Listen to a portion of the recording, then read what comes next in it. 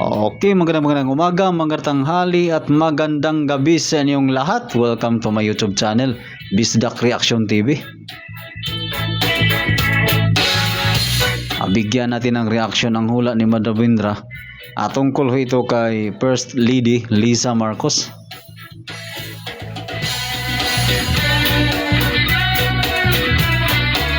Ang hula na ito ay last year pa, pero balikan natin kung nagkatotoo na ba sa ngayon.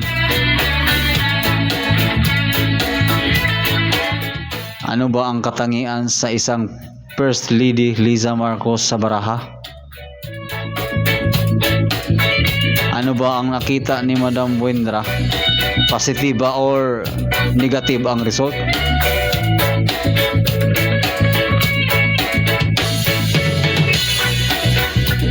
At ngayon, hindi natin patagalin pa. Ito na po ang hula ni Madam Windra tungkol kay First Lady Liza Marcos.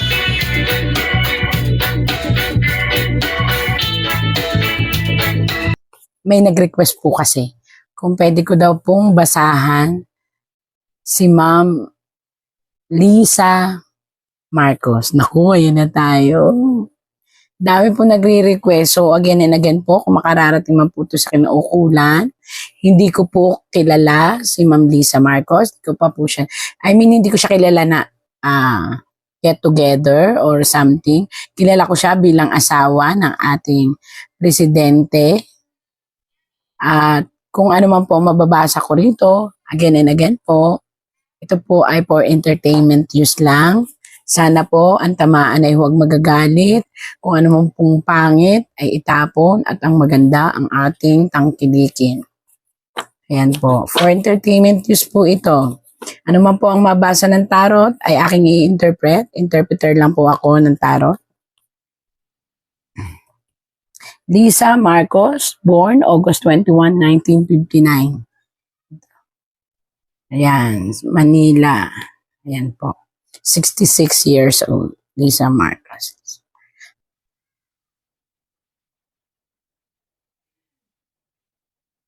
Future po ito. Isang anak niya. Bakit ko nasabing anak? Ayun po. May bata. Ayan, may bata. Isang anak. Ito yung asawa niya at saka siya nag-uusap. Isang anak ang maaaring isuong pa niya sa politika. Maaaring ito'y patakbuhin niya in the near future bukod po kay Sandro. Iba ito, bago naman to. Isang anak na maaaring ipasok niya sa isang mataas na posisyon sa politika. Pero ito ay hindi si Sandro kasi iba naman po itong bata. Ibig sabihin, isa rin sa mga anak niya sa future.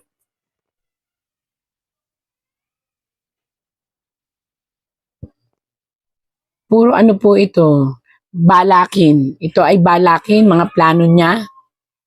Ayan po, na hahadlangan dahil masasangkot sa isang investigasyon.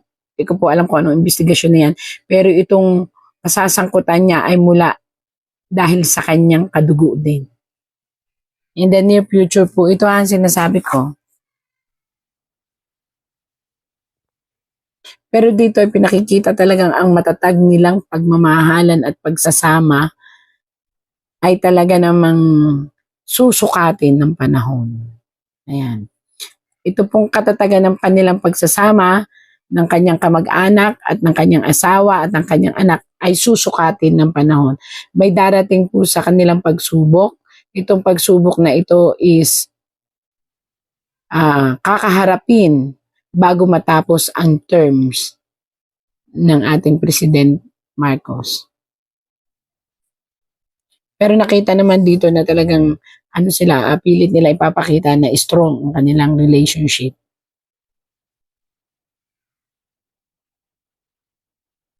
Kailangan silang magtulungan mag-asawa at payuhan niya ang kanyang mister o si President. Ito po, kita niyo ang lalaki ha. Presidente po yan na pinipilit niyang ito kung makikita ninyo may mga perang nakalagay dito, mga gold, kita-kita nyo naman, di ba?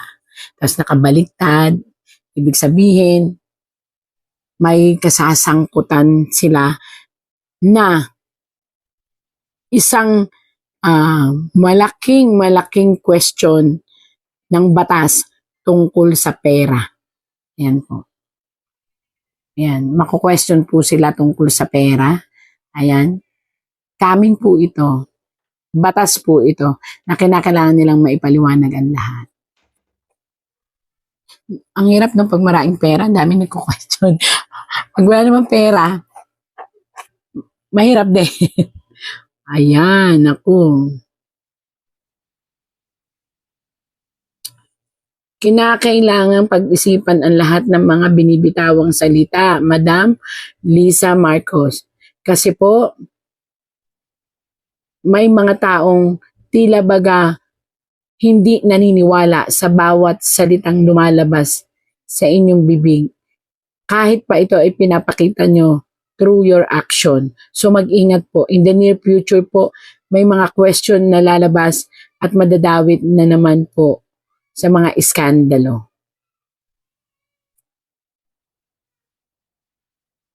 Sapagkat si Ma'am Lisa Marcos ay pinanganak talaga na may salapi, may pera, ibig sabihin, hindi siya galing sa hirap, ayan, kaya nakalagay na. Ang ugali niya talaga po ay, wag naman po magagalit sa akin, pero sinabi po ng tam, may pagkamabait na maldita. So, talaga may pagka, kung anong gusto niya, gagawin niya. Kung ano yung i-command niya, kailangan yun ang masunod. Yun po ang kanyang karakter. Ayan.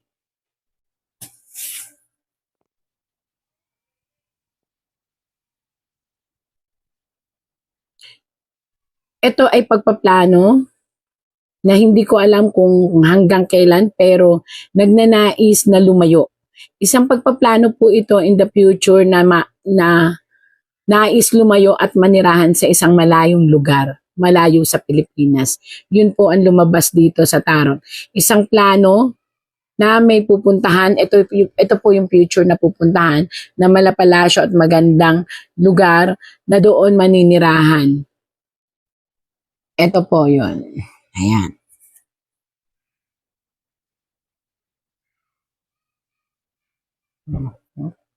Ano na lang po to, kumbaga, hindi po ibig sabihin ito ay kamatayan. Maaring ito ay pangit na katapusan ng pamumulitika. So, ibig sabihin po nito, mag-ingat po kayo. May pangit pong parating sa buhay pamumulitika ng inyong pamilya. Ito po, ayan, nakita nyo po, dead. So, hindi ibig sabihin po ipatay agad.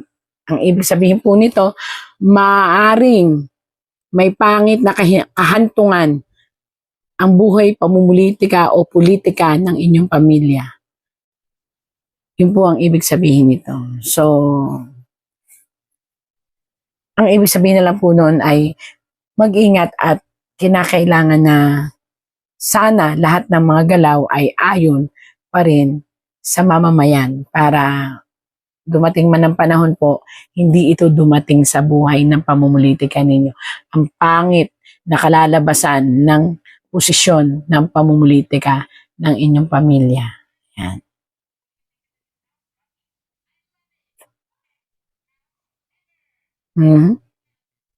Ito po ay isang senaryo kung saan magkakaroon ng parang, ayan po, nakita niyo, divine intervention, yung mga ganyan, na kinakailangan yung pag-isipan. Kung bibitaw kayo sa pagsuporta, yun, sa pagsuporta at pananatiling pananahimik sa isang tao na kadugo ninyo, na maaaring dumating ang panahon ay magdala sa inyo ng napakalaking problema. Ito po ay future. Pinag-iisip po kayo ng tarot kung gagawain ninyo na bumitaw o bitawan ng isang taong sumisira ng inyong pangalan. At dito po ay hindi pinaniniwalaan ng madlang people, kaya po may ganyan. Parang mahirap paniwalaan na wala kayong kinalaman. Yun po ang sabi ng tarot. Ako puro future. Ayan. Ang paglisan ay darating. Kagaya kanina po ng sinabi, ang pagpaplano na manirahan sa isang malayong lugar na may magandang tahanan na malapalasyo, ito po ang nais ninyo at gagawin po ninyo. Ibig sabihin, kaya po inilagay ko yun dito, yung po nakita ng tarot na plano at inyong gagawin talaga.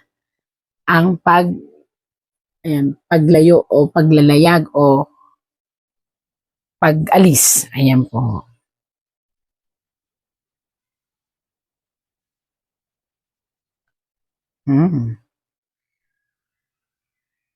Hindi ko po alam kung paano nyo itong maipapaliwanag, pero ang pangalan nyo po ay makakaladkad. Ito po ay future. Makakaladkad po sa isang kaso ng financial. Malaking kaso po itong kakaharapin tungkol sa financial at maaaring madawit kayo. Ayan po, kaya hawak nyo po yun, tapos nakatingala, parang mag-explain or magpapaliwanag. Ganyan. So, from now, ito po yung aking basa kay Ma'am Lisa. Sa health po niya, baka ingatan po alam ko naman pong stress kayo dahil ganyan po talaga ang magaganda ang buhay, mayayaman, laging stress. Pero dito po, ingatan po ang stumble down, yung buto, yung pagkadulas o pagka-aksidente. Ingatan po, pati na po ang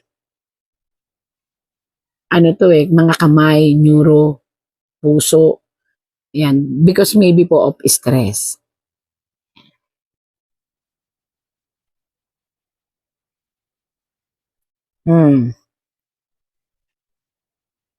Isang kaso ang isang lalabas.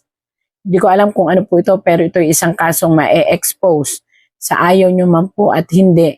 Ito po ay may kinalaman sa isang taong nawala. Sabi nga kanina doon, mayroong madadawit ang pangalan nyo. Dito naman, ma-expose, may mag-expose o may magtatraidor po. Hindi ko po alam kung sino, pero ingatan nyo po kung anong kalalabasan. Ayan. Again and again po, kahit anuman pong problema ng mundo. Lalo po ngayon, pinag-iingat ko po ang mga tao kasi po ayon po, isingit ko po ayon po sa tarot, may malalaking bagyong parating. Sinabi ko na rin po yan last week. Mga probinsya po ang target nito. Ang Metro Manila, ay kinakailangan po maglinis na ng mga kanal, mga LGU, tutukan nyo po ang mga kanal. Quezon po, kinakailangan yung mga kanal ninyo kasi po may dumaragas ang putik at tubig ang nakikita po ng tarot. Dasal lang po. At lagi pong ihanda ang mga battery, ang pagkain, ang gamot, ihanda nyo po. Kasi po ito ay tuloy-tuloy na pagbugso ng tubig bagyo. Sasabay pa po ang paunti-unting lindol at may malakas po talagang papunta po sa Manila na tubig. Hindi ko alam kung bakit, lalo na Marikina na naman. Tapos Quezon po. So ingatan po. Maglinis po tayo ng ating mga kanal para po hindi po tayo magkaroon ng malaking impact ng sakit. And again po, ano man po pinagdadaanan nating mga Pilipino, hirap at ginhawa, sakit man ito o dusa o tuwa, lagi po nating tatandaan, God sent miracle every day. Thank you po.